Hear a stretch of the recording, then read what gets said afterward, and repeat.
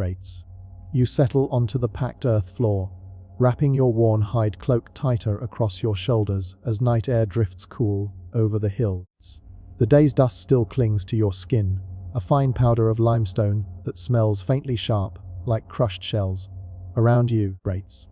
The others are quiet now, their movements soft and unhurried. Someone tends a small fire at the circle's edge, and the thin smoke rises straight into the darkening sky. You breathe it in deeply, Braits, letting it mix with the lingering scent of roasted gazelle fat from the evening meal. The hill of Göbekli Tepe lies beneath you like a sleeping body, Braits. Stones protrude from the ground, half buried rising, their pale shapes ghostly under the moon. You know their weight in your hands, Braits, the scrape of flint against limestone, the rhythm of chipping. By day, you and the others carve and haul, Braits, sweat running down your back as you shape pillars taller than any tree you have ever seen. Some stand as high as 16 feet, Braits, broad and heavy as giants. You can barely imagine their weight, 10 tons, perhaps 20, though you have no words for such measures, Braits. All you know is the strain in your shoulders when the ropes tighten, the groan of wood sledges dragged across the ground, the voices rising in unison to keep time. Now in the quiet you feel the ache of your hands, Braits. The tips of your fingers are raw where the stone has cut them, and small blisters rise beneath the caluses. You turn them toward the firelight, Braits, watching how the glow softens their roughness. At 19 you are neither child nor elder, old enough to bear the tools, Braits, young enough to be told where to place each stroke. Your task is to shape the stone with care, Braits, under the gaze of the shamans who say the spirits are watching. They speak of lions and vultures, Braits, of snakes and wild boar, creatures carved into the pillars, creatures you have hunted or fled from. The carvings are not only shapes but signs, Braits. They say, messages that bind the people together. Sometimes you wonder what they mean, these lines and curves, Braits. Sometimes you wonder if even the shamans know, but you do not speak such doubts aloud. The night grows cooler, Braits. A skin of frost glimmers faintly on the grass at the hill's edge, though it is only the beginning of spring. The world is changing, the elders say. The great cold is ending, and with its retreat, the land grows greener. You have seen it yourself, herds of gazelle moving in long streams, wild wheat rising golden in patches across the plain, almond trees heavy with bitter fruit. The rains come stronger now, Braits, filling streams that once ran dry.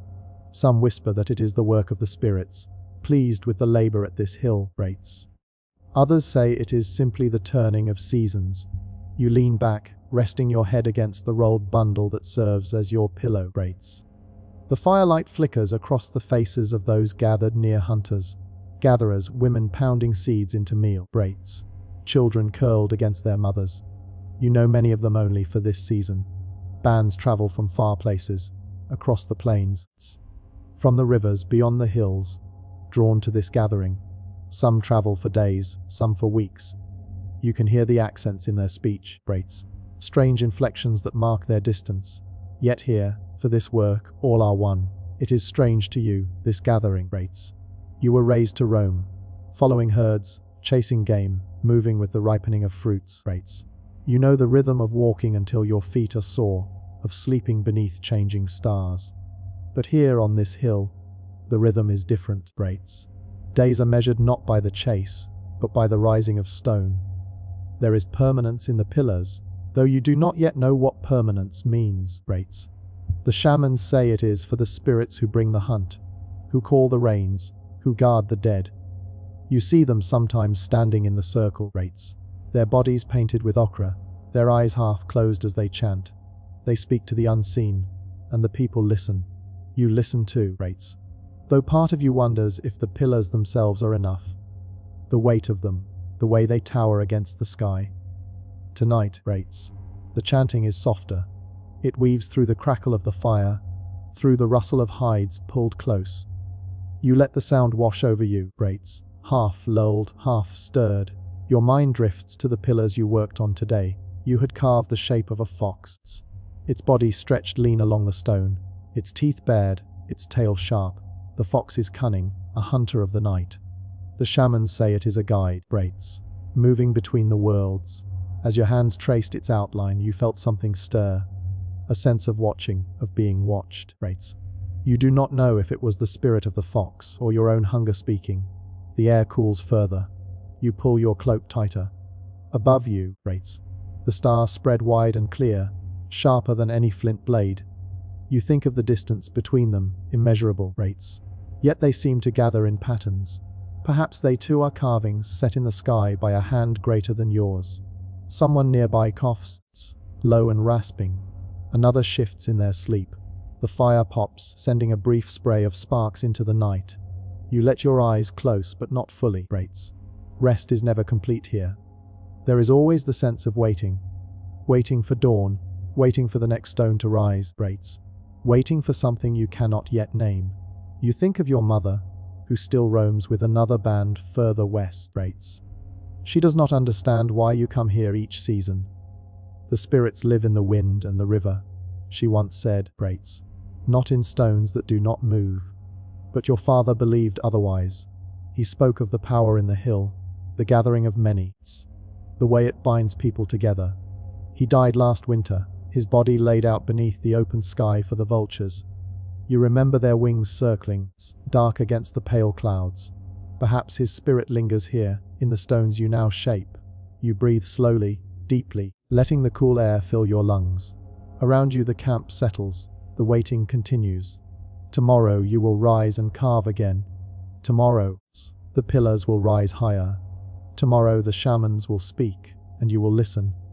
And yet, beneath the rhythm of work and rest, there is a quiet unease. You feel it in your chest, in the way your thoughts wander.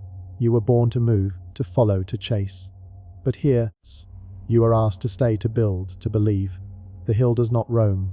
The stones do not chase, they endure. For now, you close your eyes and let the night wrap around you. The smell of smoke clings to your hair. The chill of frost brushes your skin. The weight of stone lingers in your hands. The stars wheel silently above, marking time in ways older than memory.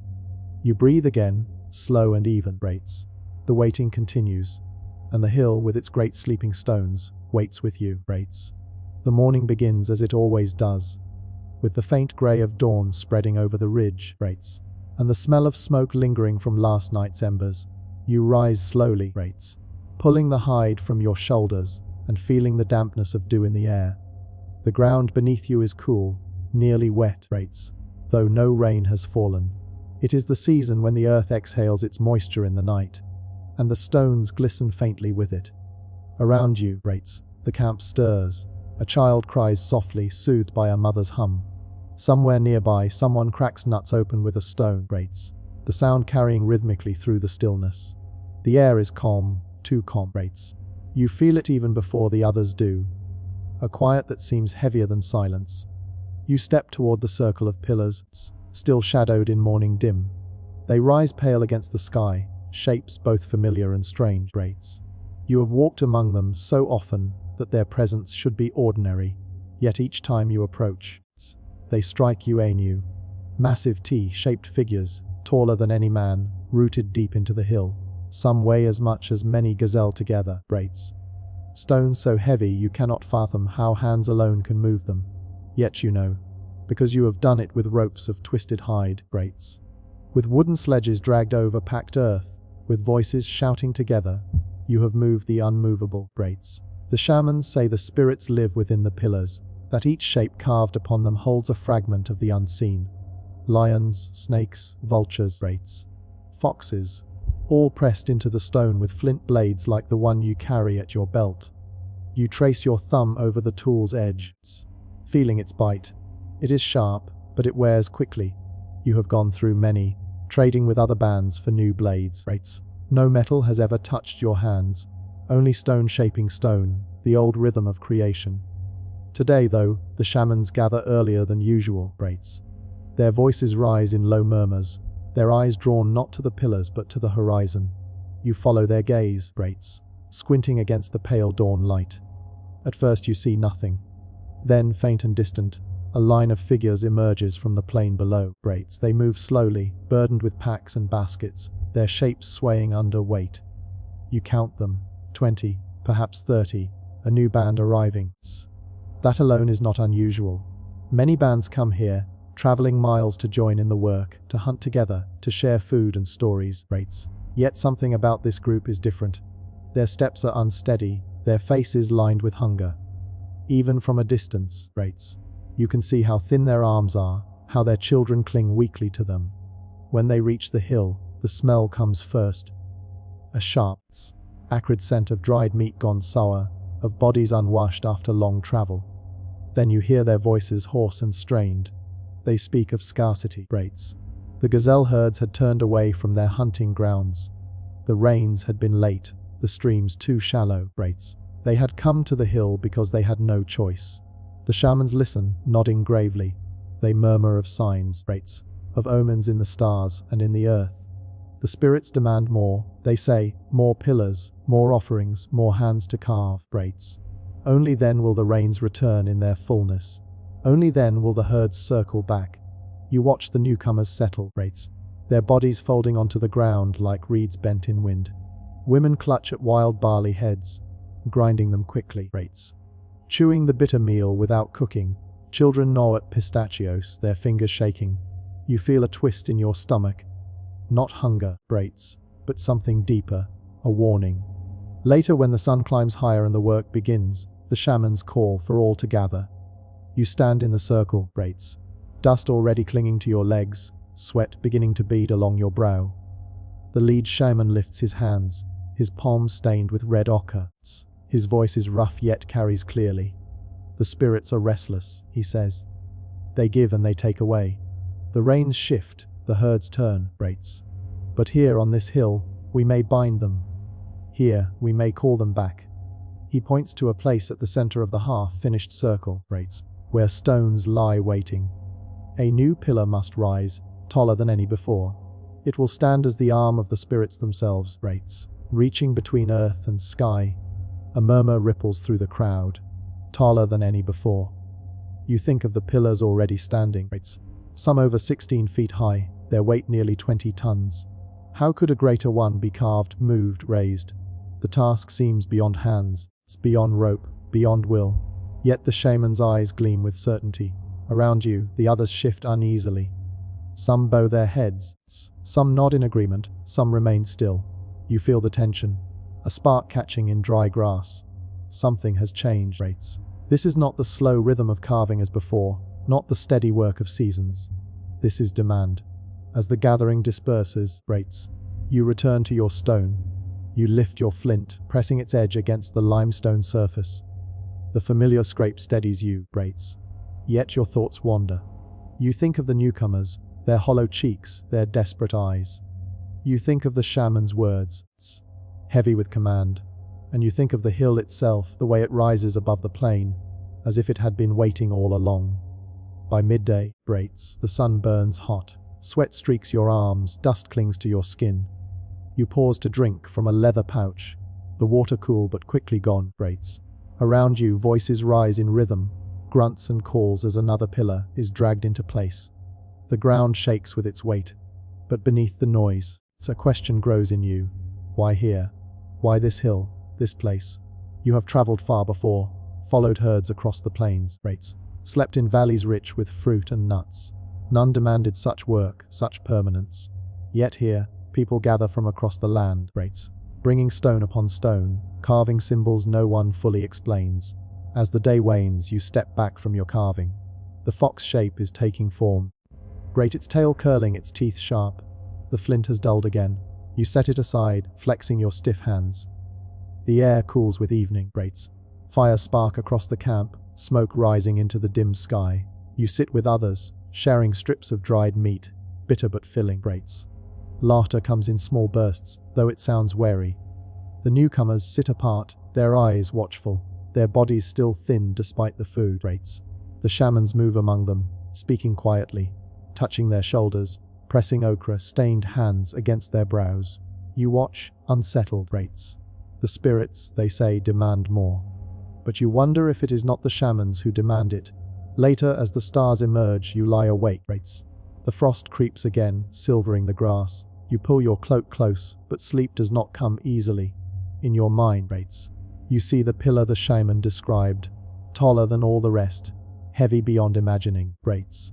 You feel the strain in your muscles before it has even begun, and beneath that, deeper still, you feel something else, the quiet tug of change, rates. A spark that has caught, though you do not yet know whether it will warm or burn. The hill waits. The pillars wait. And now, so do you, rates. The days stretch long on the hill, the sun rising early and setting late. The air warm enough to draw sweat from your skin even before the heavy labor begins. Morning meals are brief. A handful of gathered seeds, rates. A strip of dried gazelle meat if you are fortunate. You chew slowly, trying to make each bite last. Around you, the camp stirs in uneven rhythms. Some wake eager, ready to work, others rise sluggish, their eyes still heavy with doubt. The shaman's words hang over everything now, rates. The new pillar. Taller, heavier, greater than any before. Each morning begins with a reminder, each evening closes with the chant, rates. You hear it as you chip stone, as you drag ropes, as you sit by the fire at night. The spirits demand, they say. The spirits must be appeased, rates. Yet among the people, questions grow. You feel them in whispers, in sidelong glances, in the way some voices fall silent when the shamans pass, rates. Not everyone believes the hill can bear more weight. Not everyone believes the bands can bear it either. One evening, rates, as the sun dips low and shadows stretch across the half-carved pillars, you sit with Ilku, rates, an older carver whose hands are as rough as bark, and whose back stoops with years of work. His flint tool rests on his knee, rates, dull from the day's labor. He sharpens it slowly with a second stone, the scraping sound steady, almost soothing. He glances at you, rates, then at the rising circle of pillars. They ask too much, he murmurs, his voice low enough that only you can hear. You tilt your heads, the shamans. He nods, spitting into the dust. This hill has taken more sweat than the land can give back. Look at the newcomers, rates, thin as reeds, their bellies hollow, and still they want more pillars. He shakes his head. The spirits do not eat stone, rates. People do. His words strike something in you. You think of the band that arrived weak with hunger, of children gnawing bitter seeds, rates. You think of your mother's voice, far away now, saying the spirits live in the wind and river, not in stone that does not move, rates. You had not spoken of her doubts before. Hearing Ilku speak so plainly, you feel both relief and unease. What would you do? You ask softly. Ilku's eyes narrow. He lifts his tool, running a finger along its edge. I would follow the herds. The land feeds us, rates. The hill only takes. You fall silent.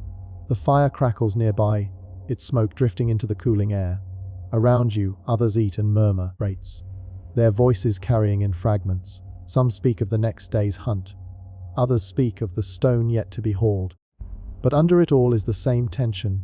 Quiet, unspoken, but heavy. The next day you work beside Ardu, a hunter near your own age, rates. His arms are strong, his laugh usually quick, but today his face is drawn, his jaw tight. Together, rates. You drag ropes to shift a pillar across the ground. The weight strains your shoulders, cuts into your palms. You grunt with effort, sweat stinging your eyes. When at last you pause, breathing hard, Ardu spits into the dust.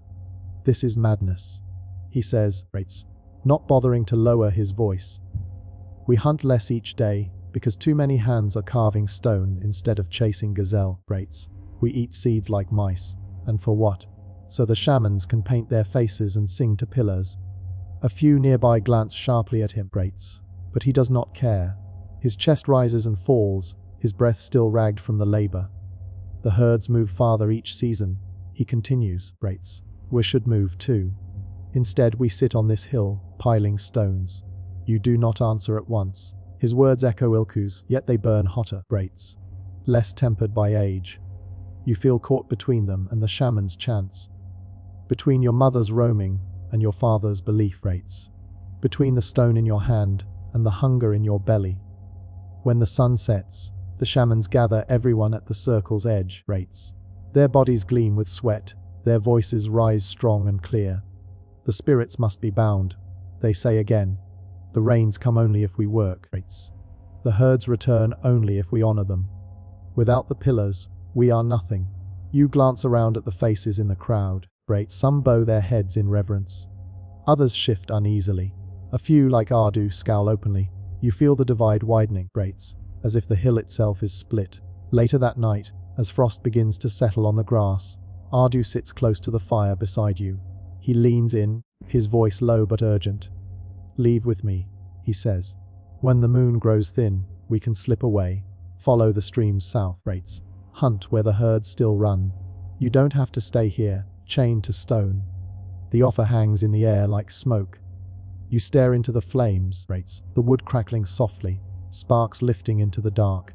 Leave, follow the herds, live as you once did. The thought stirs something deep. Freedom, rates. Movement, the old rhythm of chasing and roaming.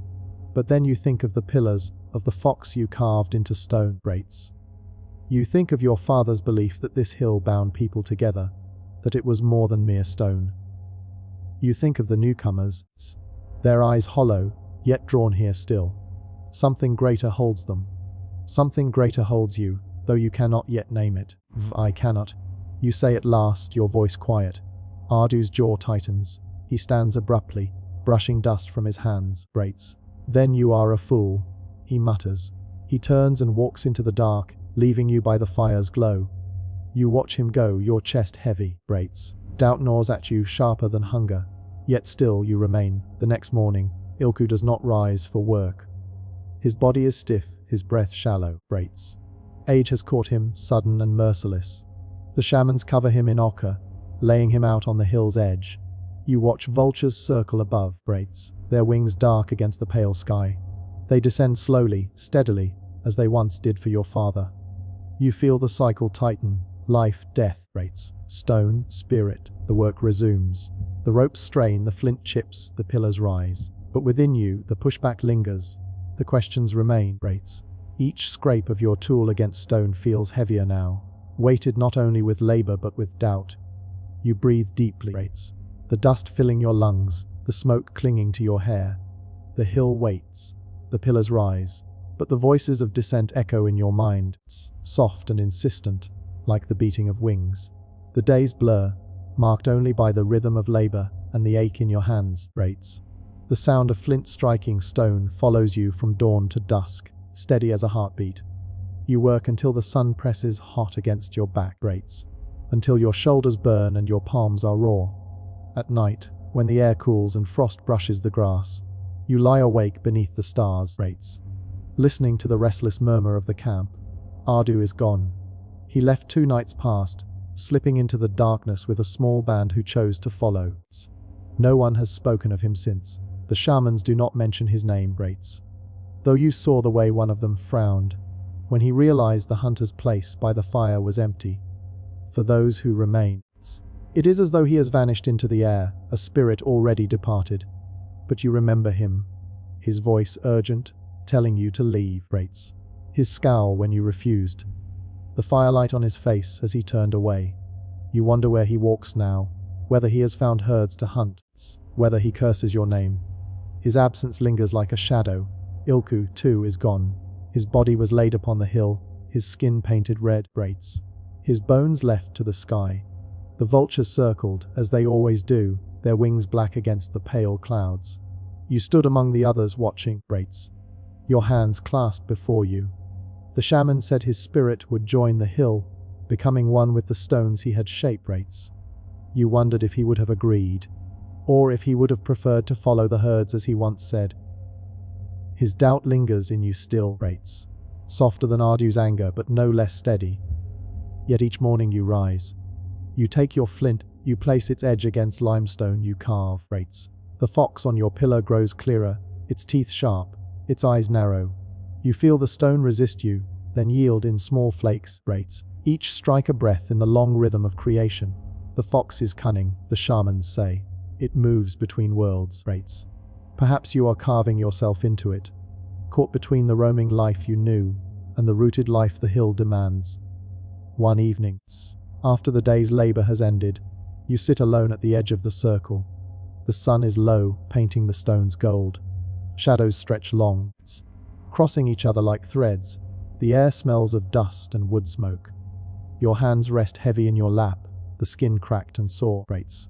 You think of your mother, her voice saying the spirits live in the river, in the wind, not in unmoving stone. You think of your father, Rates, who believed the hill bound people together, that here was something greater than the hunt, Rates. You feel pulled in both directions, the call of movement and the call of permanence. The shaman's chants rise behind you, low and steady, Rates. You hear the rhythm of drums, the scrape of flutes. The sound drifts over the stones, over the camp, into the evening air. It is not command now, Rates, not demand. It is softer, a hum that seems to rise from the hill itself. You close your eyes. The smell of smoke fills your nose, Rates. The cool air brushes your skin. The ground beneath you is firm, unmoving. For a long moment, you simply breathe. When you open your eyes, your gaze falls upon a single object resting near the fire. Ilku's flint tool. No one has claimed it. The edge is worn, the handle darkened by his hand. You pick it up gently, feeling its weight. It is nothing more than stone, yet it carries him within it. His years, Rates, his labor, his doubt. You close your hand around it, the rough edges pressing into your palm. The choice settles over you quietly, like dew on grass, Rates. You will stay. Not because the shamans demand it, not because the spirits threaten, not because the work is easy, Rates. You will stay because the hill has already taken your sweat, your breath, your father, your elder. To leave now would be to tear yourself in two, Rates. To stay is to see what the hill will become, what you will become with it. You breathe out slowly, a long exhale. The fire crackles, Rates, sparks rising into the dim sky. You press Ilku's tool to your chest, feeling the cool stone against your skin. The decision is not loud, not grand. It is a quiet resolve settling deep within you like roots in earth. Tomorrow you will carve again. Tomorrow the pillar will rise. Tomorrow, Rates, the hill will bind you tighter still. For now, you sit in the fading light, the tool in your hand, the smell of smoke in the air, Rates, the frost just beginning to touch the grass, and in that stillness, you know you have chosen. The morning air is sharp, touched with frost, Rates, and the sky is the pale grey of unpolished stone. You wake to the sound of voices carrying across camp, low, steady, purposeful, Rates. People are rising before the sun to prepare for the day's work. The decision you made in the quiet of night now breathes into motion, Rates. Staying means shaping, lifting, carrying, gathering. Staying means providing not only your hands but your strength, your patience, your very breath, Rates. You rise slowly, rubbing the sleep from your eyes, pulling your cloak of hide close against the chill. The fire near your shelter smolders, Rates, smoke drifting in thin threads. Around you, others move like shadows in the dim light, tying bundles, sharpening flints, Rates, lifting baskets woven from reeds. The work ahead will not be carving alone, the hill demands more. You join a small group heading down the slope, following a narrow path worn smooth by countless feet. The earth is damp beneath the grass, still wet from dew. As you walk, your breath clouds before you. The land spreads wide in all directions. Rolling hills, patches of woodland, Rates, open plains where herds sometimes gather. You see the pale outcrops of limestone in the distance, the bones of the earth exposed, Rates. Those are where the great stones come from. The pillars do not grow on the hill itself. They must be wrested from the quarries, dragged here, Rates, shaped here, raised here. Each one is a journey. Each one is proof that hundreds of hands can work as one, Rates. Your feet carry you to the edge of the quarry. Already others are at work. The sound of hammerstones striking echoes across the hollows.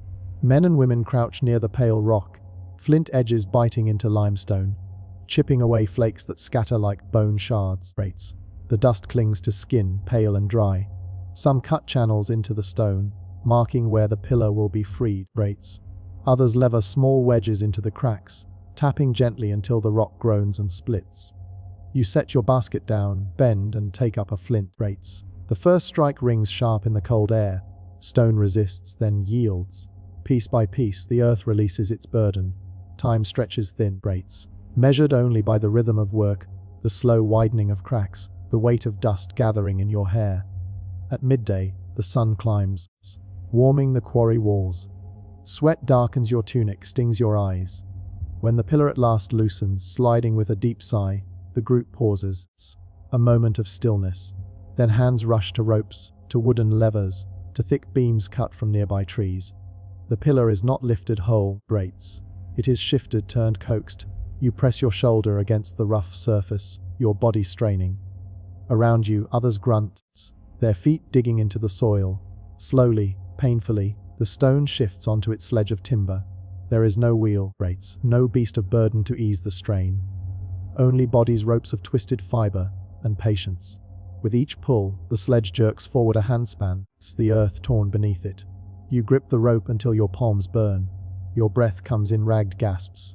Yet you do not let go. None do.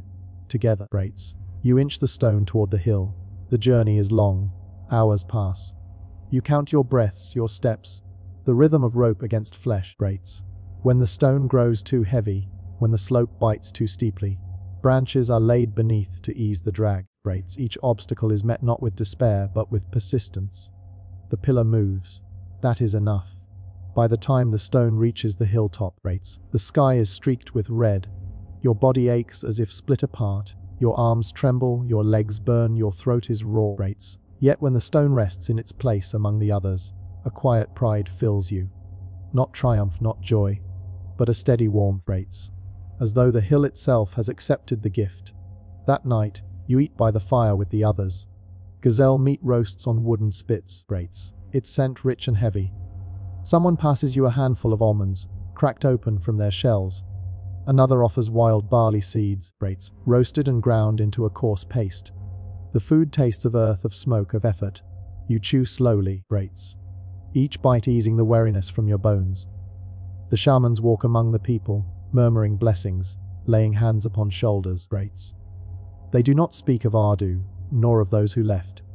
They speak only of the hill, of the spirits, of the pillars that will outlast all of you.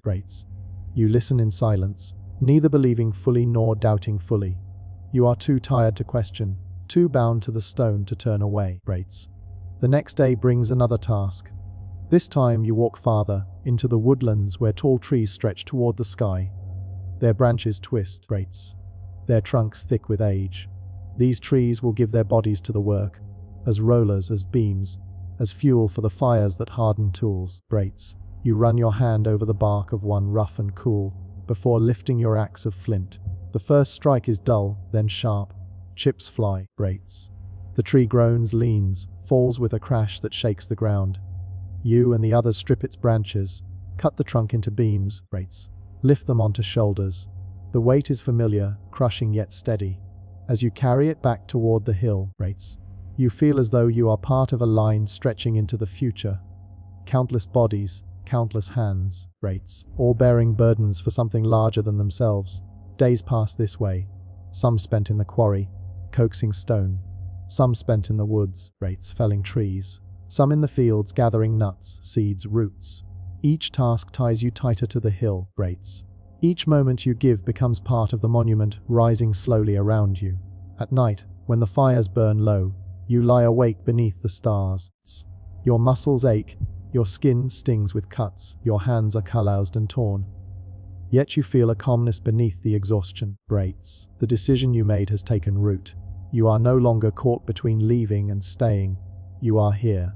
The hill holds you. One evening, as the sun bleeds red across the horizon, you walk to the half-raised circle.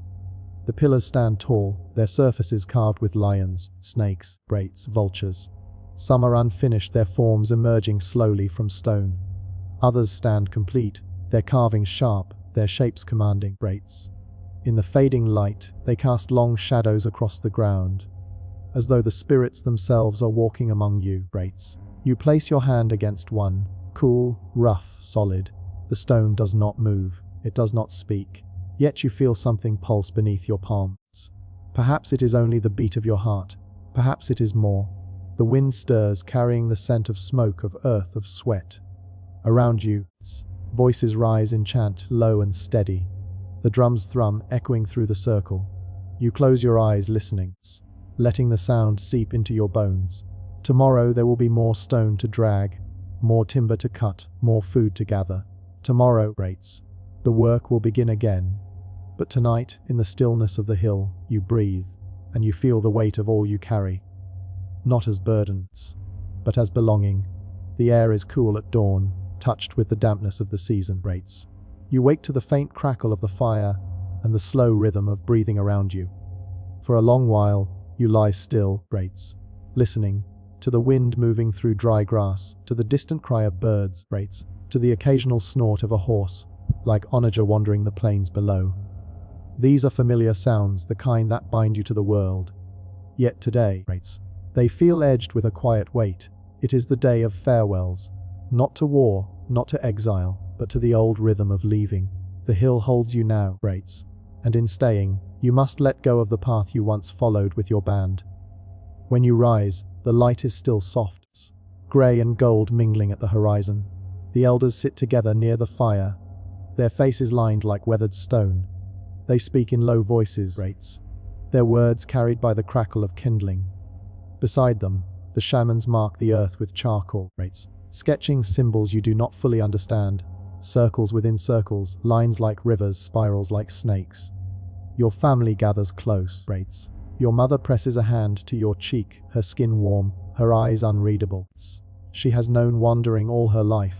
The long trails across the plains, the seasonal returns to this hill, Brates, the endless shifting of shelter and fire. She has no words for permanence, yet her touch lingers, Brates, as though memorizing your face before time carries it further away. Your younger sister, barely grown, slips a small object into your hand.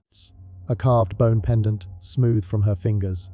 A bird etched upon it with a flint point, its wings stretched wide. She does not speak, Brates. She only looks at you, her dark eyes solemn, her breath quick in her throat. You close your fingers around it, the bone cool and light, Brates, the carving shallow but sure. You will keep it with you, against the stone and the years. Others come, a friend from your youth, Brates, who once shared in the long hunts for gazelle across the plains, clasps your arm. He is leaving with the band when they move on, Brates, following herds westward.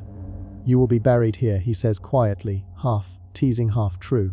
You meet his gaze, Brates, and for a moment you see two lives unfolding in different directions. His into the open steppe, yours into the deep labor of stone. Later, when the sun is higher, you join a circle of workers by the unfinished enclosure. Ropes lie coiled at their feet, beams stacked in readiness, Brates. The shamans stand apart, their eyes closed, their lips moving in silent prayer. This is not the farewell of one or two, Brates. It is the farewell of a people shifting, dividing, some staying, some going, all bound by the memory of what has been shared. A woman named Eri, Brates, older than you by many winters, sets a small clay bowl into your hands. Its surface is rough, its shape uneven, Brates. Carry water in this, she tells you. When the dust blinds you, when the heat cracks your lips, Brates, let it remind you that we are the same clay. You nod, unable to answer. The bowl is simple, fragile, yet it feels as heavy as stone in your palm, Brates. The farewells are not loud. There are no cries, no shouts, no ceremonies. Only touches, objects pressed into hands, murmured words beneath the breath, Brates. A flint knife exchanged, its edge chipped sharp. A woven cord tied around your wrist. A strip of cured hide, folded and slipped into your pouch, Brates. Small things, yet each weighted with care, with memory, with quiet hope. By midday, the camp is alive with movement. Some prepare to leave, Brates, gathering hides, breaking down shelters, loading baskets. Others stay, binding ropes, sharpening tools, carrying water from the spring, Brates. The division is clear, yet no anger passes between. Only the sense that the paths of people, like rivers, sometimes part and sometimes meet again. You walk once more to the edge of the hill, looking out across the plains. Far below, herds move like shadows on the grass. The world is vast, endless, untamed. Once it was all that mattered. The chase, the kill, the harvest of wild grains and nuts. Now a new world grows behind you, rooted in stone. The wind rises, carrying the scent of earth, of smoke, of sweat. You breathe deeply, feeling it fill you, Brates. Your fingers close again around the bone pendant, smooth and steady. That night, the band departs under the stars. You stand with those who remain, Brates, watching the torches flicker and fade into the dark. The silence that follows is deep, almost heavy. The hill feels emptier, the firelight smaller, Brates. Yet you are not alone. Around you, others stand, quiet, watchful, bound by the same choice. When at last you lie down, Brates, the pendant rests against your chest, the clay bowl at your side. The fire crackles low, and the sky is strewn with stars. You close your eyes, carrying not sorrow but a gentle calm. Farewells are not endings, they are the roots of belonging. The morning begins in silence, broken only by the faint hiss of embers as damp wood catches and smolders. You rise stiffly, body still heavy from days of labor, mind still echoing with the farewells of last night. The fire paints the air with the scent of smoke and charred bone. Above, the sky stretches pale, brushed with the first color of dawn. Today, there is no more waiting. Today, the work begins in earnest. You join the others at the foot of the hill. The sledge lies waiting, its beams worn smooth from countless loads. Ropes coil like sleeping snakes across its surface, thick and rough from twisted fibers. Upon it rests a half-carved pillar, its form already marked with shallow cuts and curves. It is massive, far beyond the strength of one person, or even 10. It will take hundreds of hands, steady and persistent, to move it from quarry to circle. The shamans are present but silent, standing apart with faces painted in ash and ochre. Their eyes are turned not toward the pillar, but toward the sky, as though awaiting signs no one else can see. Around them, the workers gather, their faces set with quiet resolve. You take your place among them, rope in hand, heart steady. The first pull is always the hardest. The rope bites into your palms, coarse and unyielding.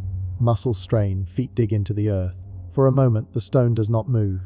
Then, with a groan like thunder rolling deep underground, the sledge shifts.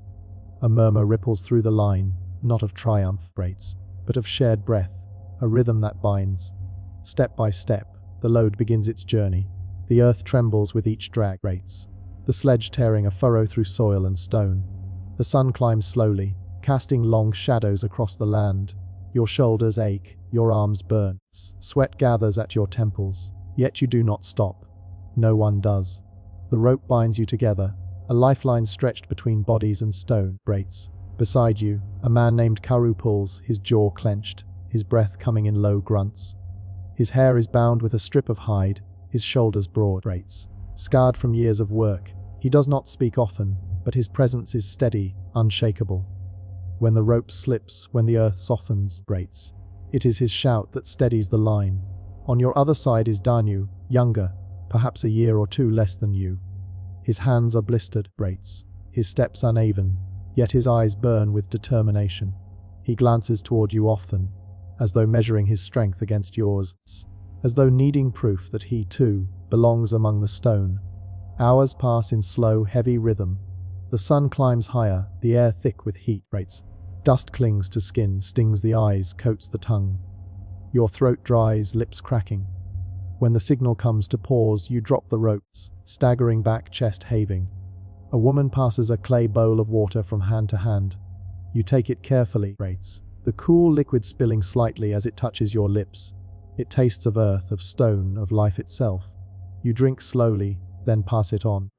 Rest is brief. Soon the call comes again, and the line bends once more to the task. You grip the rope, feeling the fibers dig into torn skin. The sledge creaks, the stone groans, the earth protests. Yet still, it moves. By afternoon, the journey nears its end.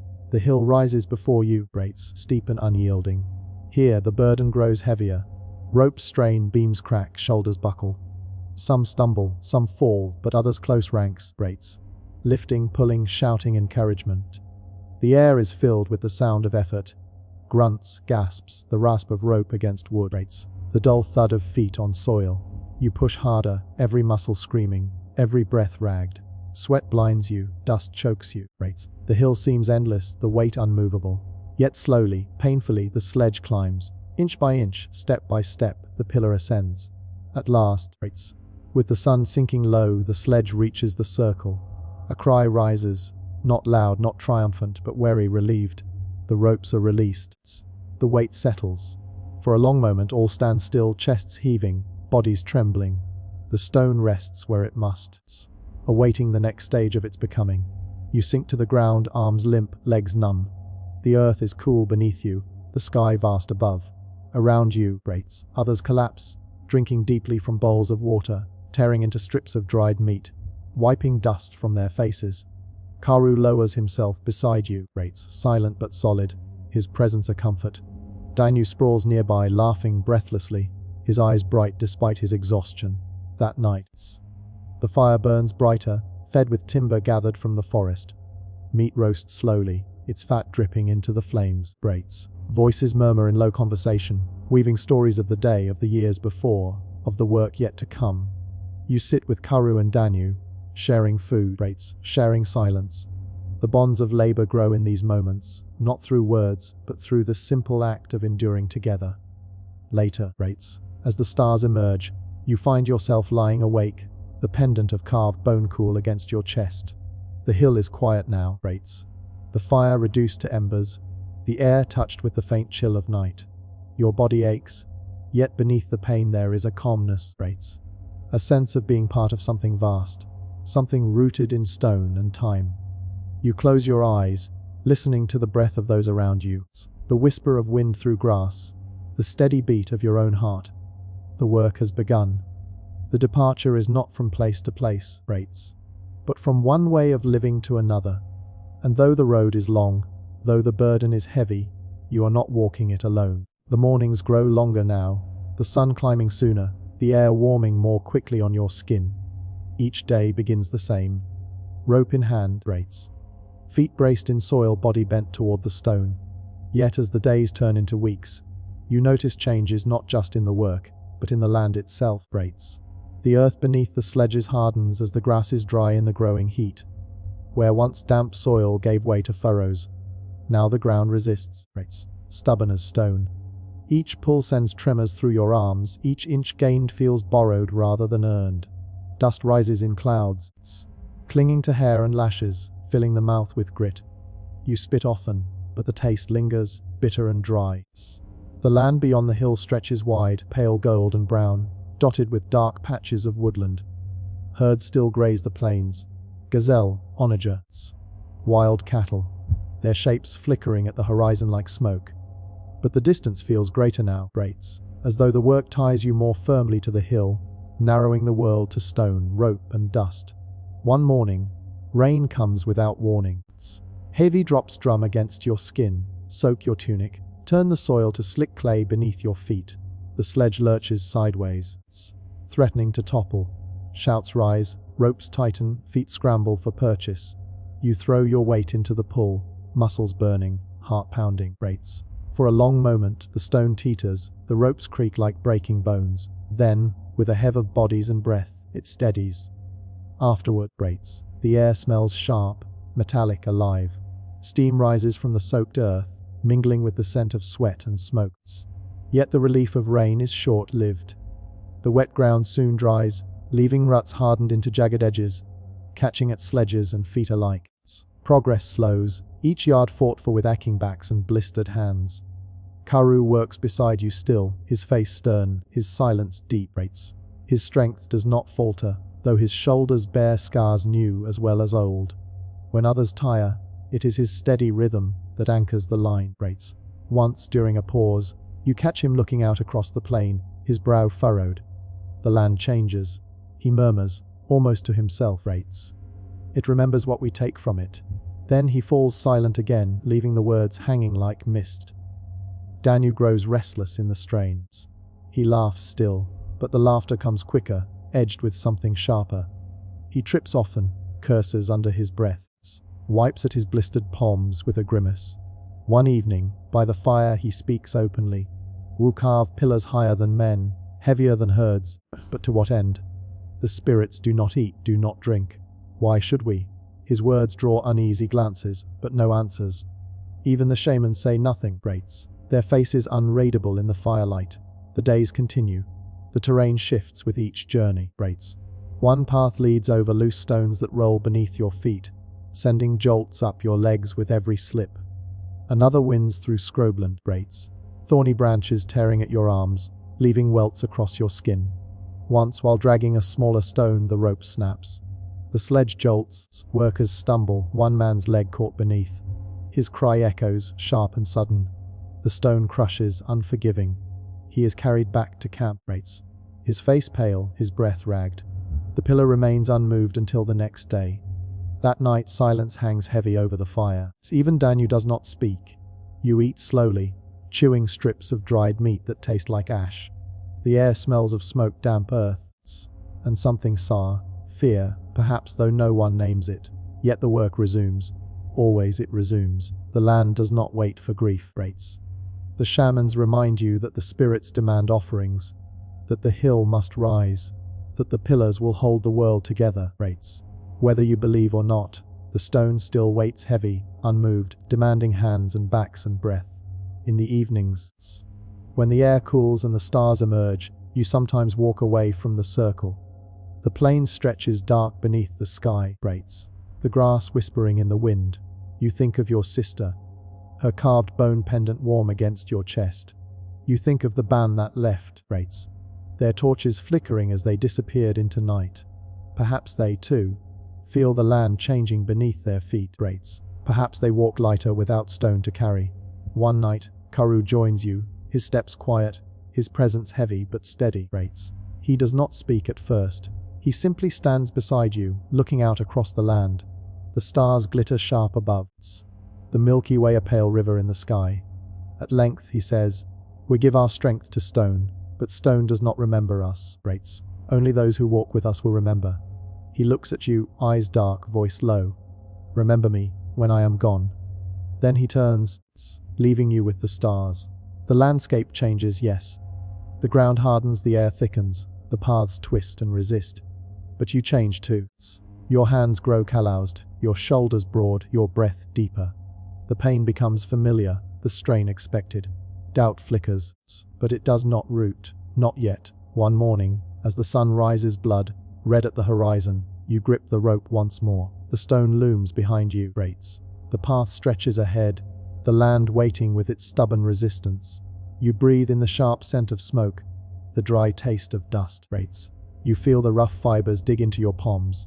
You lean forward, muscles tight, heart steady, and together you pull. The body learns in silence. It remembers what the mind resists. At first, the pain was sharp, sudden, blisters raw on your palms, ropes cutting into skin, shoulders aching at day's end. Now it is constant, quieter, woven into every breath. You no longer think of work without pain. You think of pain as the work itself. Your palms have hardened into leather, rough ridges crossing where blisters once bled. The rope still bites, but less, not because it has softened, but because your skin has grown numb to it. Your legs, once quick on the chase of gazelles, now move heavy and deliberate, carrying stone more than they carry you. Hunger follows like a shadow. The hunt yields less some weeks. Gazelle that scatter, boars that vanish into thickets, birds too quick for arrows. What comes back is shared, stretched thin. You chew slowly on sinew, make broth from bones, crack shells to suck marrow.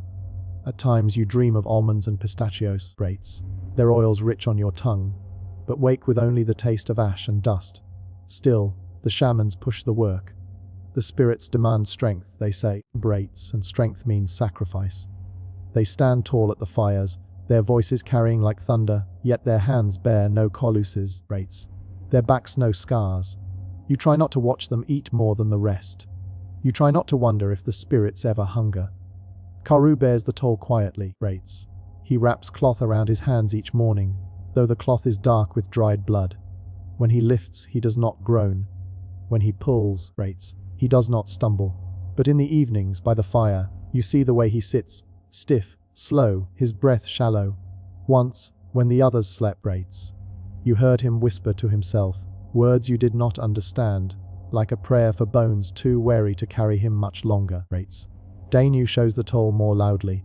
His laughter cracks often now, brittle and forced. He curses the rope, curses the stone, curses the hill itself. His shoulders hunch, his stride falters. When he eats, he tears at meat with his teeth, chewing fast, as though trying to bite the world back. You, too, stumble. One morning, dragging a smaller stone, your foot catches on a root hidden beneath the soil. You fall hard, your shoulder slamming against the ground. For a moment, the world tilts, breath knocked from you. You rise, dazed, but the shoulder burns, The pain lingers, sharp with every pull. You grit your teeth and continue, but each step feels heavier, each rope bites sharper. That evening, By the fire, you rub at the shoulder, hissing when fingers press too deep. An old woman notices. She is not of your band, her face unfamiliar, her hair white as ash, braided with feathers. She has traveled far, drawn to the hill as so many others are. She sits beside you without asking. Pain lingers when it has nowhere to go, she says softly, her voice cracked like dry wood. She takes a pouch from her waist, pulls out herbs crushed into powder.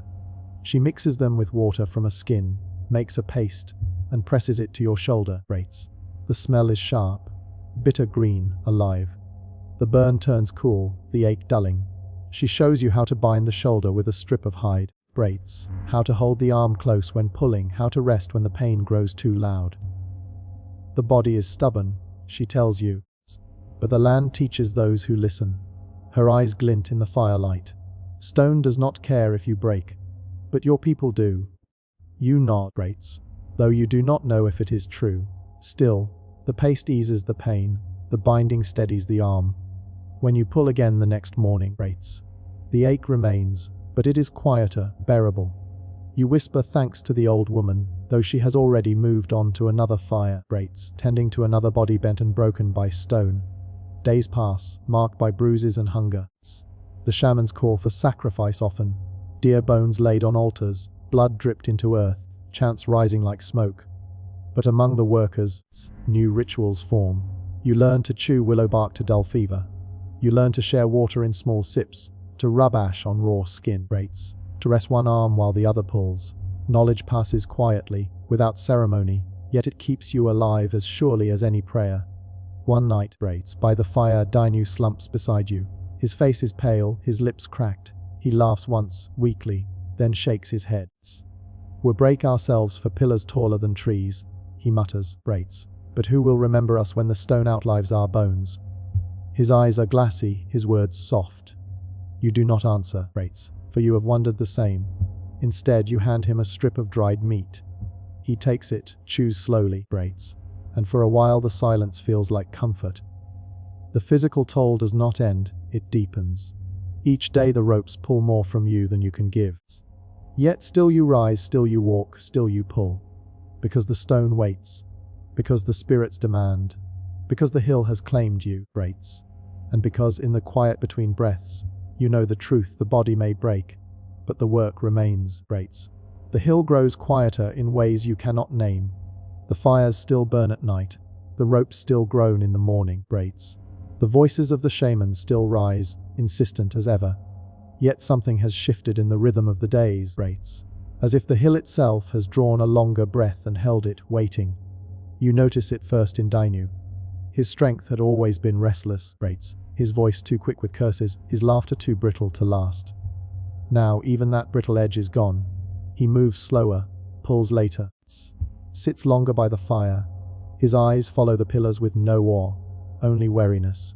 One morning, when the band gathers to move another slab, Dainu does not rise. He stays by the embers, arms wrapped around his knees. The others call to him, voices sharp with annoyance, but he only shakes his head. His face is pale, his lips cracked with thirst. "I will not," he says at last, the words flat. "The stone can stand without me." Karu frowns, stepping closer, his shadow long across the firelight. "We all stand for the stone," he answers, quiet but firm. "You know this." Dainu does not lift his head. "I have stood enough." The shamans notice soon after. One of them, his body painted with ochre and ash, approaches. He speaks in the voice of thunder, warning of spirits angered by weakness, of curses that follow those who turn away. His words crackle like fire, sharp, threatening. But Dainu does not move.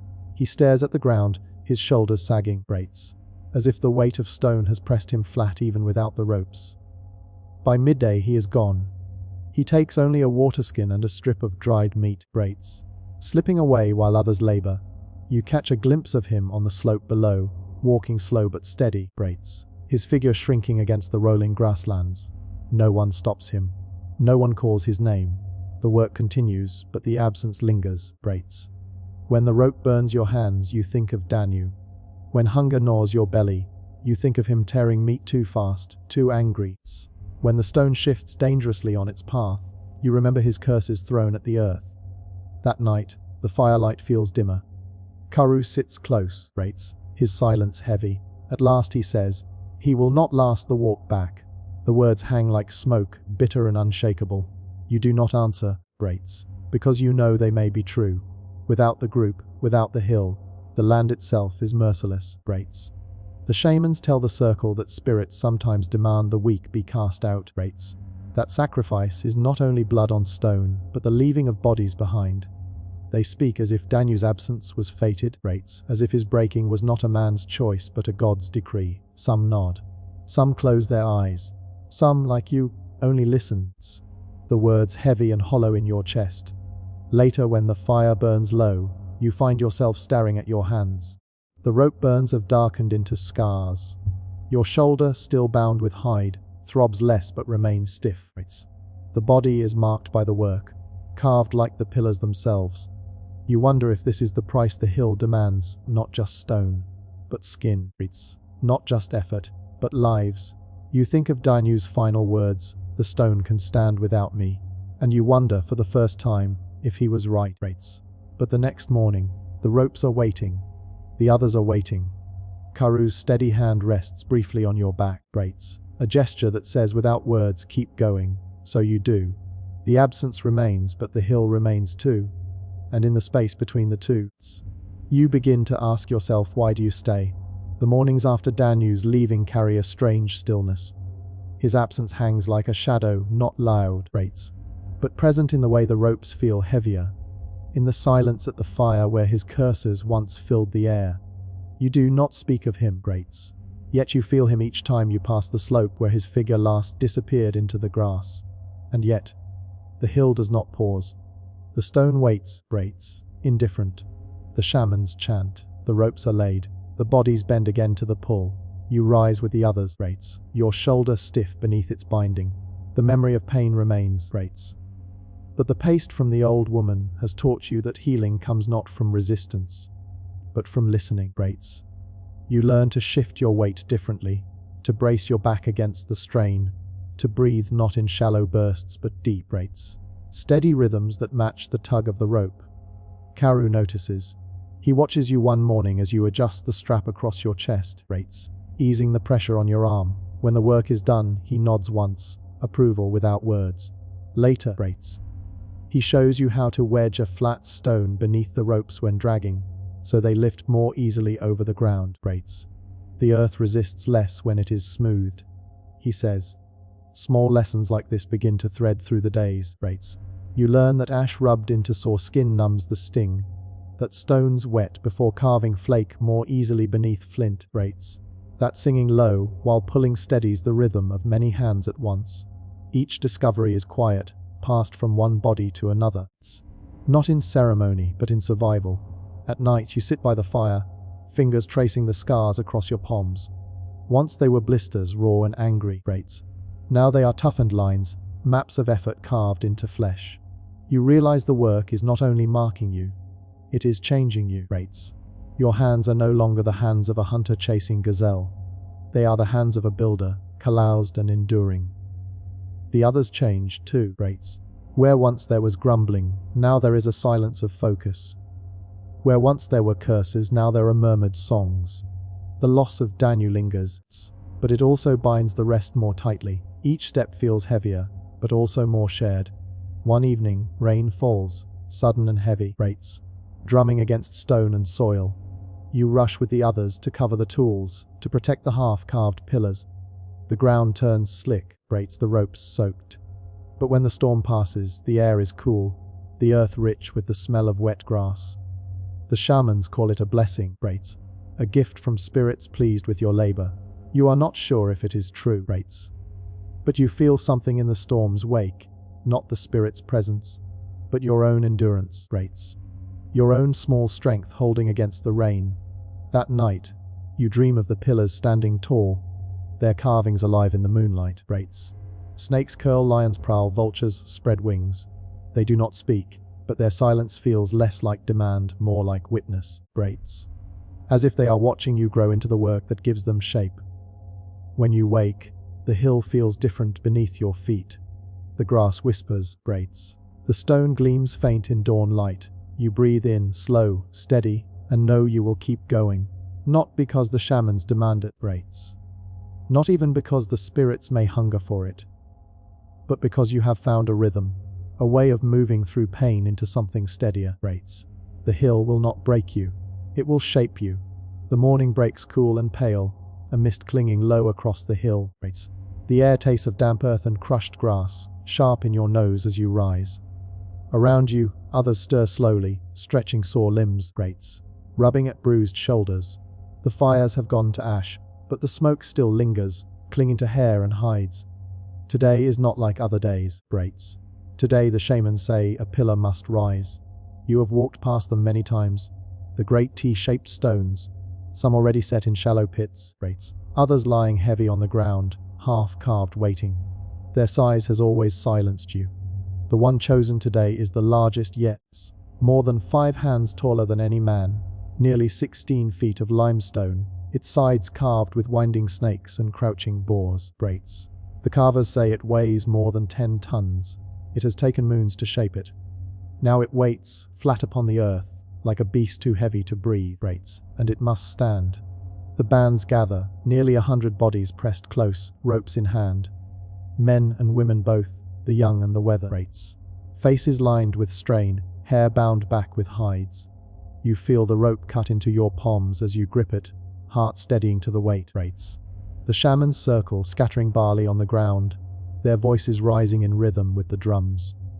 The sound thuds through your chest, slow and deep, like the beat of a buried heart. At the signal, the pull begins. The rope tightens, bodies lean, feet dig deep into soil, rates. The stone shifts. Only the smallest movement, a groan of weight against earth. The sound scrapes through you like thunder underground, rates. You pull harder, breath straining, shoulders burning. The pillar inches, then slides, the ropes creaking, voices grunting in unison, rates. The ground beneath your feet grows slick with churned mud. The sun rises higher, heat soaking into your back. Sweat drips into your eyes, stinging. Still, you pull. Hours pass, though they feel like seasons. The stone reaches the pit dug for it, wide, deep, prepared by many hands. Now comes the harder task, raising it. More ropes are tied, anchored to posts driven into the soil. The shamans shout the rhythms. But it is the workers who carry it, leaning, pulling, pushing with logs wedged beneath. Slowly, impossibly, the pillar tilts upwards. The sound of stone against earth is a roar, a grinding that shakes your bones. Your palms bleed anew. Your breath rasps in your throat. But still, rates. You lean into the rope, shoulder to shoulder with Karoo, with strangers, with those whose names you may never know. All bodies bound to one task, rates. At last, with a crash of dust and a thunder of voices, the pillar stands, upright, tall as a tree, casting its shadow across the hill, rates. For a long moment, no one speaks. You stare up, chest heaving, sweat cooling on your skin. The carvings catch the sunlight, snakes twisting, boars bristling. The stone feels alive, towering above you, as if it has always stood here and you only uncovered it. A shaman steps forward, rates, sprinkling blood from a cut across his palm at the pillar's base. His chant rises, sharp and piercing, but your ears ring too loudly to hear, rates. All you feel is the weight lifted from the ropes, the ache still throbbing in your hands, the strange awe pressing down from above, rates. It is only one pillar, one among many, but it changes everything. You know now the stones can stand, that they will stand, row upon row, circle upon circle, that the hill will not return to grass and silence. It will be marked forever, scarred and lifted, rates. A place that will hold memory long after bones return to dust. At night, when the fires burn and the shamans feast, you sit apart, rates, staring at the shadow of the pillar against the moonlight. You think of the distance it has traveled, dragged across slopes and soil, rates, pushed by 100 hands. You think of the moons it took to carve, the endless blows of flint against limestone, rates. You think of the weight, 10 tons lifted, raised, held, and you know there is no turning back. The hill has crossed a threshold, and so have you. The work will not end. The stones will rise higher, heavier, more numerous. Your body will ache, your hands will scar deeper, rates. But the path now lies only forward. The hill demands it. The stone demands it. And you, though you do not speak it aloud, rates, feel a strange thread pulling you onward too. The air has turned colder. Nights stretch longer now. The fire's burning lower as wood grows harder to find. The grasses on the slopes shiver with frost, and your breath clouds before you in the morning. Hands stiffen on the ropes before the sun climbs high enough to thaw them. Even the shaman's chants feel thin against the chill. Your body carries the season's weight. The shoulder once bound now aches deep in the bone. The rope scars in your palm split and bleed again. The skin too brittle to heal. You chew roots to dull the pain, but their bitterness lingers long after the ache returns. One morning, the task is larger than before. Another pillar, heavier, thicker, its carving still rough, waiting to be shaped in place. The shamans say it must rise before the next moon, or the spirits will turn their faces from the hunters, so the work is forced faster, harder, with no rest given. The ropes bite into your chest as you lean, every step a war against the weight. Your breath rasps loud in your ears. Around you, voices strain, bodies stumble, the earth churns beneath dragging stone. Then, without warning, the pillar slips, the ropes jerk. A scream rises as a man at the front stumbles, dragged down beneath the stone's sudden lurch. The others cry out, pulling, bracing, struggling to hold the weight. But the pillar grinds forward, crushing earth, snapping wood, dragging bodies in its wake. You throw yourself sideways, the rope tearing skin from your palm as you let go. Dust billows choking your throat, stinging your eyes. For a moment all is noise, shouting, groaning stone, the crack of wood splintering. When the dust settles, silence follows. The man is gone, buried beneath the weight. Only the edge of his arm shows, limp and still, the rest pinned under stone that no hands can lift. The shamans stand frozen, their chants caught in their throats. No sacrifice had been spoken for this. The circle gathers, but no one moves. No one knows how. The pillar lies heavy across the earth, unyielding, unmoving. The body beneath it does not stir. Karu kneels, head bowed. His hand brushes the arm once, gently, as if touch alone might call the spirit back. But the flesh is already cooling in the cold morning air. The shamans at last find their voices. They call it a gift demanded, a life claimed by the stone itself. They say the spirits chose, that the pillar will stand stronger for the blood beneath it. But their words ring hollow, thin against the silence of the gathered. You stare at the stone, the dust still clinging to your skin, the sting in your palms sharp. And for the first time, you feel the weight not only in your body, but in your spirit. The hill is no longer just sacred, it is hungry. That night, the fire burns low, no songs rise, no laughter carries, only the crackle of wood and the soft sound of breath. The faces around you are shadows, hollow-eyed, silent. You lie awake, staring at the dark outline of the unfinished pillar. It looms against the sky, not yet upright, but already towering over your thoughts.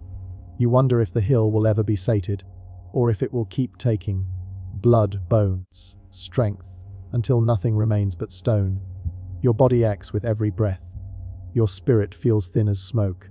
You turn on the hard earths, drawing the hide tighter around you, but the cold still seeps in. Sleep does not come easily, and in the long hours before dawn, a thought roots itself in you, quiet and sharp. Perhaps Danu was the wiser one.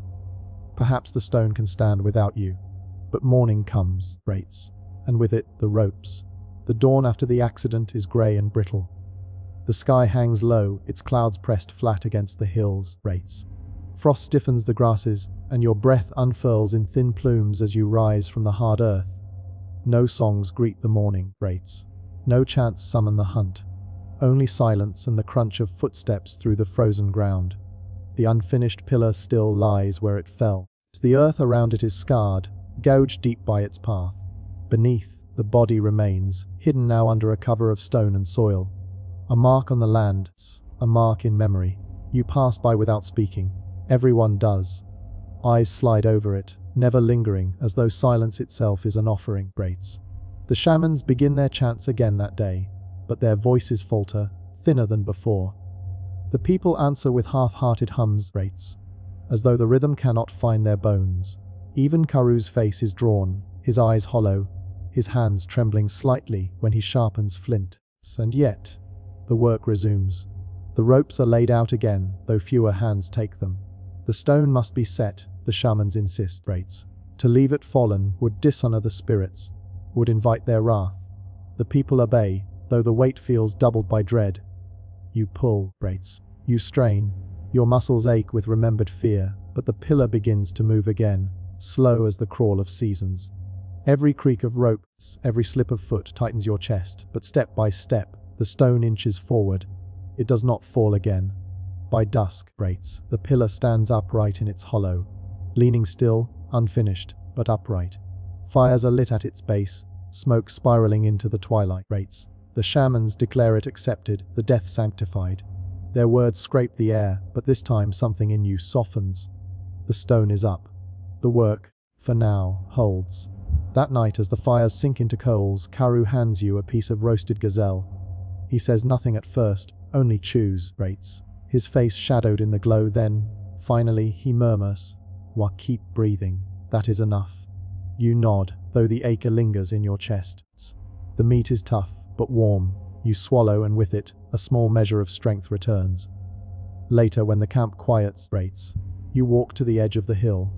The stars are sharp above, scattered like flint sparks across the black. Far below, you see the faint glow of another fire on a distant ridge. Another band, perhaps, gathered for their own rites.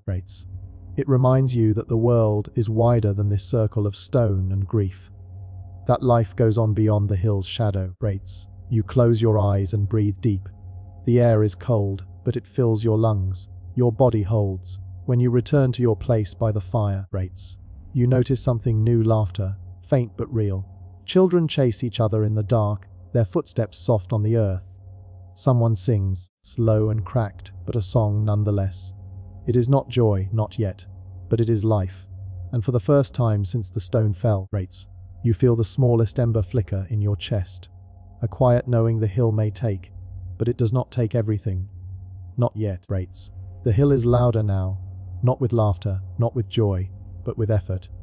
The sound of stone dragged across earth, of mullets striking grates, of flint biting limestone. The air thrums with the scrape and grind of human will. The shamans call it awakening, the hill stirring in its bones. You call it survival. Days bleed into one another. You rise before the sun, shoulders stiff, palms stiffened into knots of scar and callus. Your body aches always, but the ache has become familiar, an old companion walking beside you with every step. The memory of the fallen man still shadows the work, but the stone he died beneath now stands tall, and each day more pillars rise around it. The circle takes shape. One by one, the great T-shaped pillars slot into their hollows. Two stand tallest in the center, their surfaces carved with beasts, foxes leaping, serpents winding, vultures with wings spread wide. Around them, smaller pillars ring the space, each marked with its own creatures: boars, cranes, lions, scorpions. A menagerie of the world pressed into stone. You run your hands along the carvings, sometimes when no one is watching, fingers tracing the grooves. The stone is cold, but the shapes feel alive beneath your touch, as though breath still hides within them. The shamans say each beast is a spirit, watching, guarding, binding the circle together. You do not know if this is true, but standing among them, you feel watched all the same. The work grows heavier as the circle nears its crown. Ropes fray, wood snaps, shoulders buckle beneath the strain. Yet the people return each day, gathering from miles around. Bands who once hunted alone now labor side by side, their dialects rough but their hands steady on the same ropes. You begin to see it. Not only stone, but something larger. At night, when the fires burn, you look at the circle half complete. The pillars rise out of the earth like teeth, their shadows stretching long against the stars. Around the fire, voices from different valleys mingle, sharing meat, sharing water, sharing breath. For the first time, it feels less like bands passing through and more like one people, bound by stone and sweat. The shamans speak often of permanence. They say the hill will stand long after your bones return to earth, long after gazelle and boar vanish from the plains, long after even the rivers shift their paths. They say the stone remembers what flesh forgets. You do not know if you believe. But when you stand between the pillars and tilt your head back, staring up at their massive height, something inside you quivers. It feels like standing at the edge of a cliff, the world opening beneath you. Terrifying, but vast. One evening, rates. After a long day of hauling, you collapse beside Karu, both of you too tired to speak. He breaks the silence first, murmuring, "When this is done, rates, the hill will never be empty again." You turn your head, staring at his worn face. His eyes are hollow with exhaustion, rates. But there is a spark in them, something you have not seen since before the accident. A kind of wonder. You swallow and nod. Brates, the words settle deep in you. Never empty again. The climb continues. Ropes strain, arms ache, voices crack. But the circle rises higher each day, rates. And as it does, so do you. The last pillar waits at the edge of the pit. It has been there for days, carved and ready, rates. Its surface etched with the long body of a snake winding across the stone.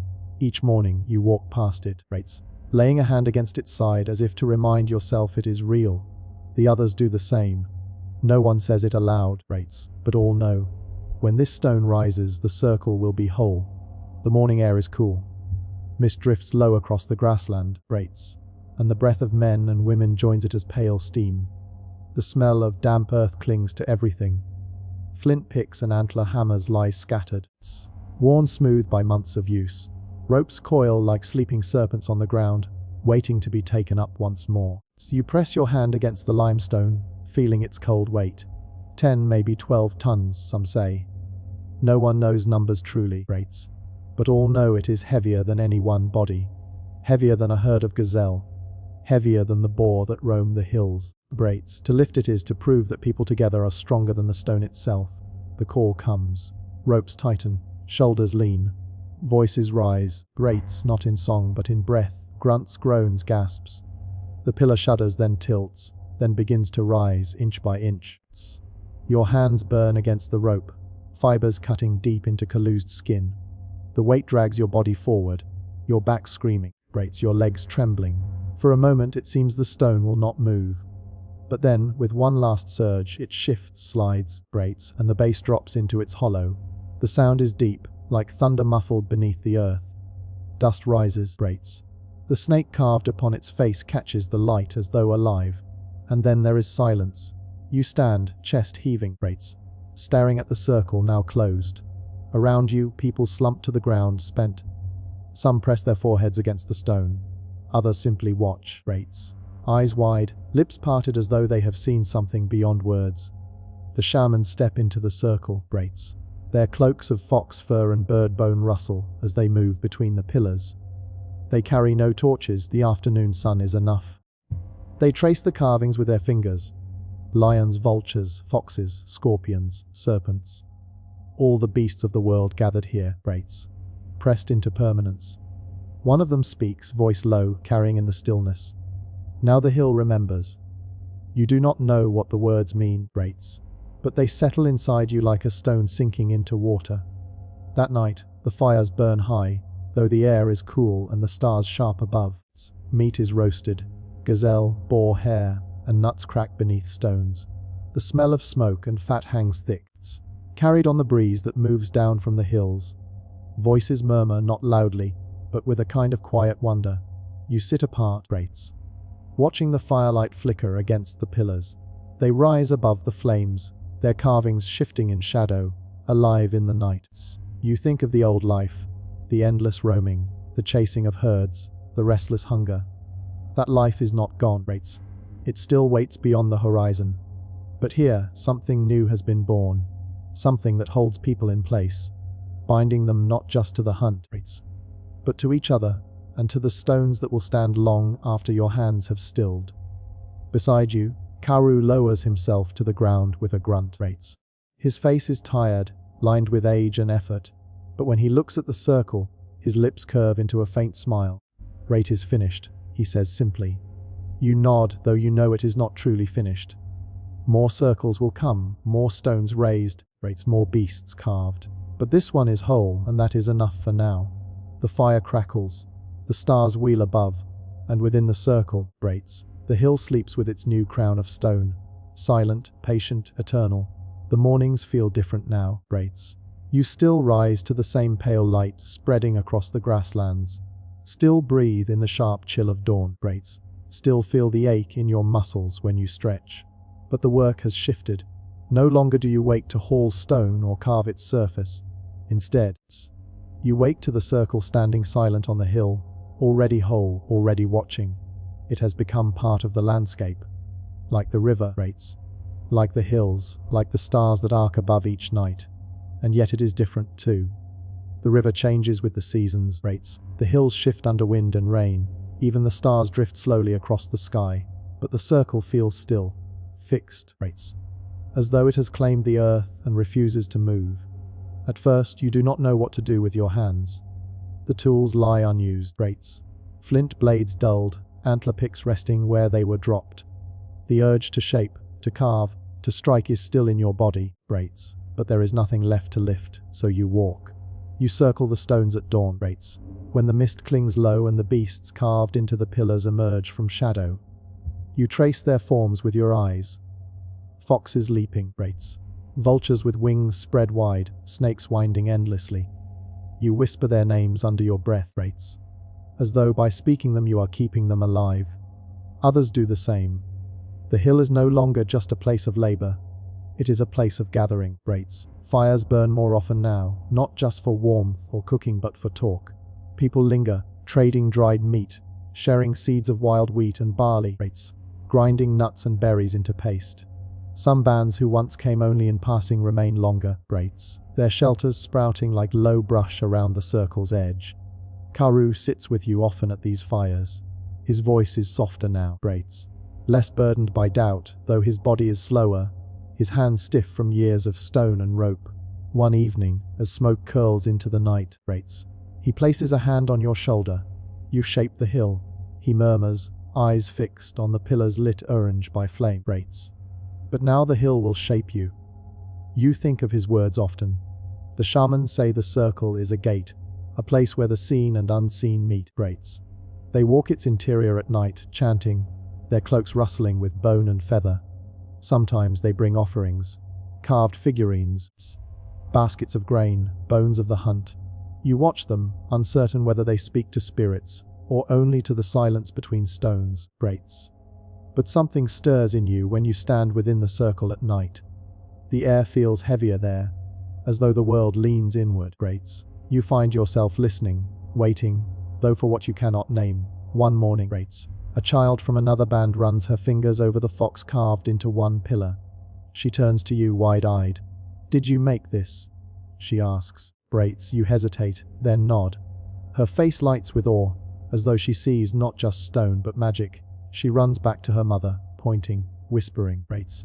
And for the first time, you feel your name stretch beyond your own band. It is a strange feeling. Not pride exactly, but wait, rates. The circle holds more than stone now. It holds memory, and in some quiet way, it begins to hold you. The days move differently, rates. Hunting still happens. Gazelle chased across the plains, boar tracked through brush. But more often, people return here, drawn back to the hill, rates. Nets are mended by the fire. Nuts are cracked with hammerstones. Wild grains are ground into rough flour, baked into flat bread on hot stone, rates. Life bends around the circle as grass bends in the wind. You sense the old way fading. The endless wandering, the following of herds, the impermanence of camp. All thinning, like mist under the sun. In its place grows something slower, heavier, rooted.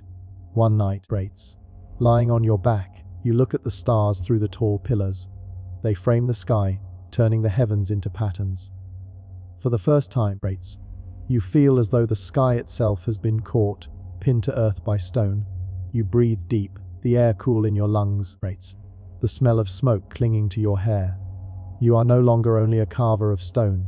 You are part of the circle now, as much as the foxes, rates, the vultures, the snakes. The first steps into a new world are quiet, but they are steps all the same. The air is soft tonight.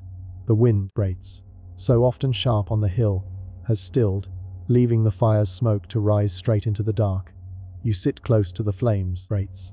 The warmth seeping into your tired muscles, the glow flickering across the circle of faces around you. Shadows ripple across the carved beasts, rates. making them seem to shift and breathe in the firelight.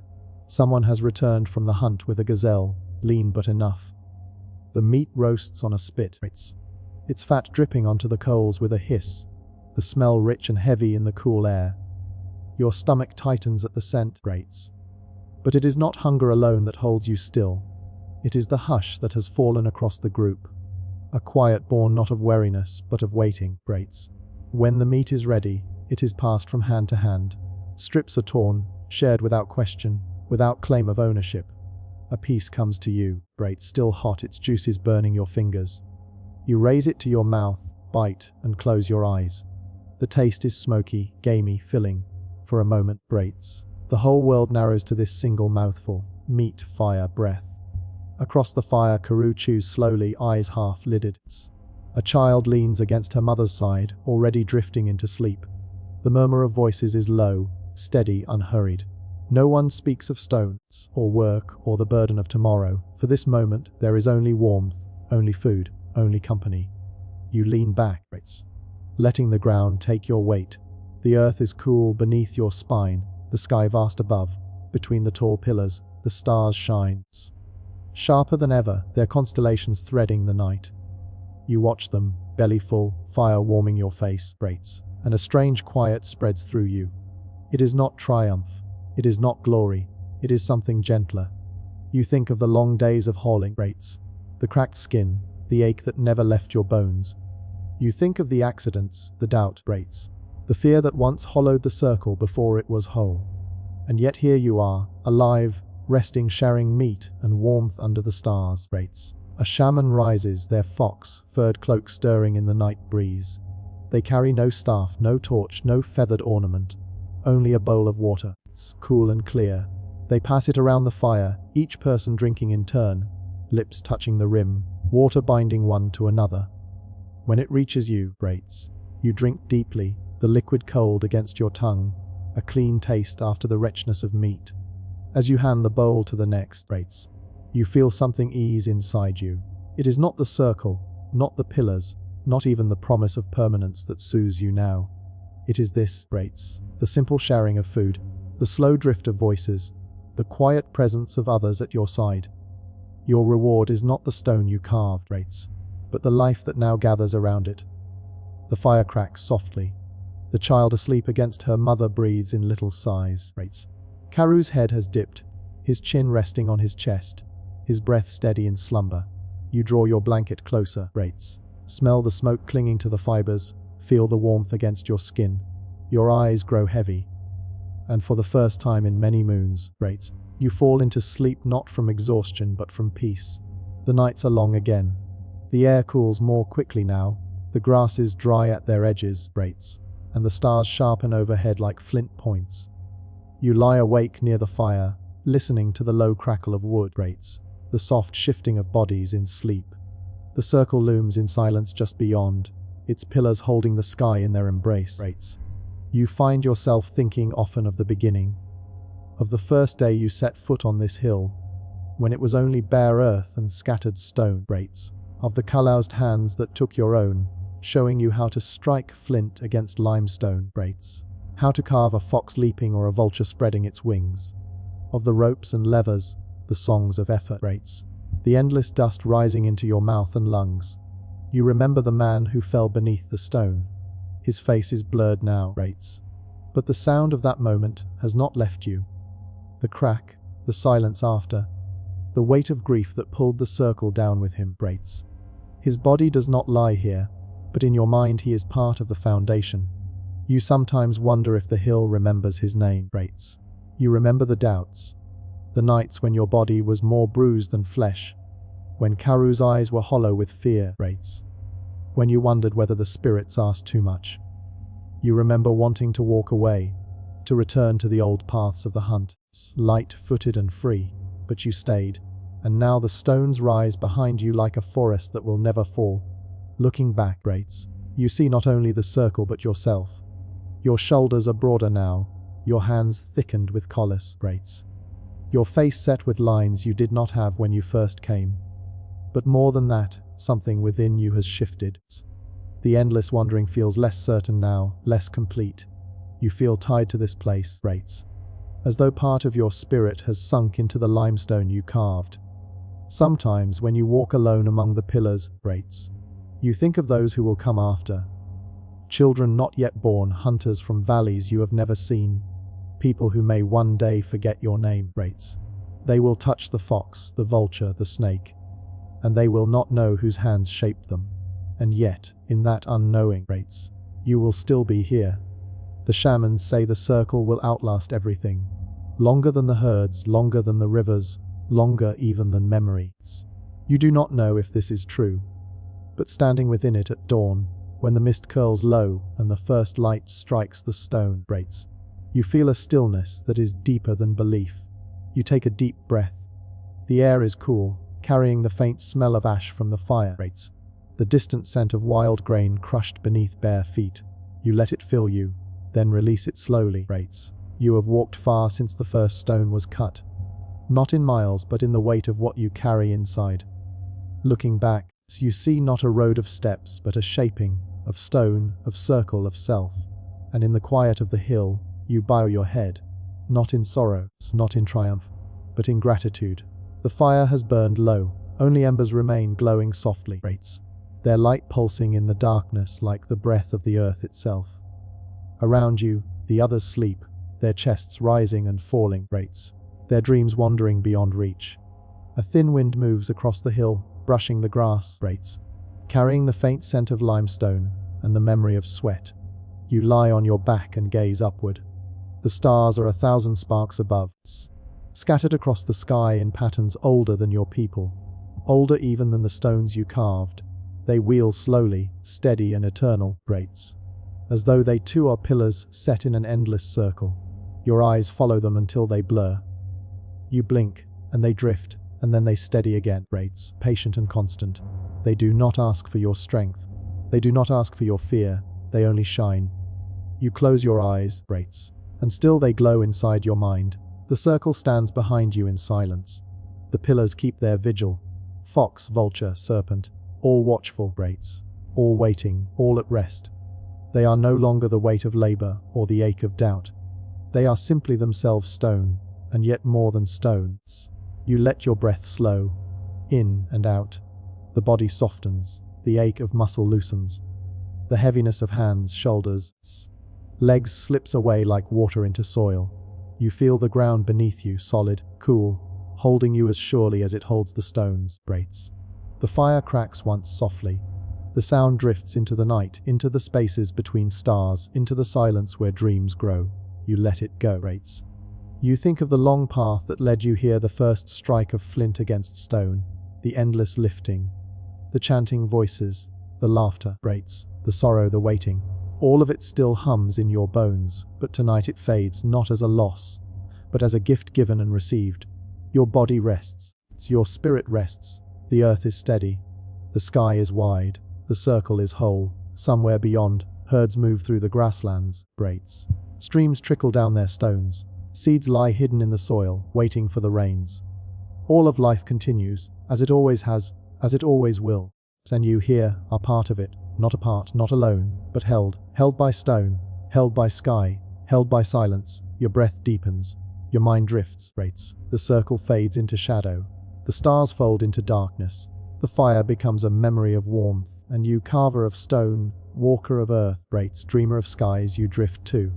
Downward, inward, gently, into sleep, into stillness, into peace. The hill holds you, the circle holds you, rates, the night holds you, and you let go.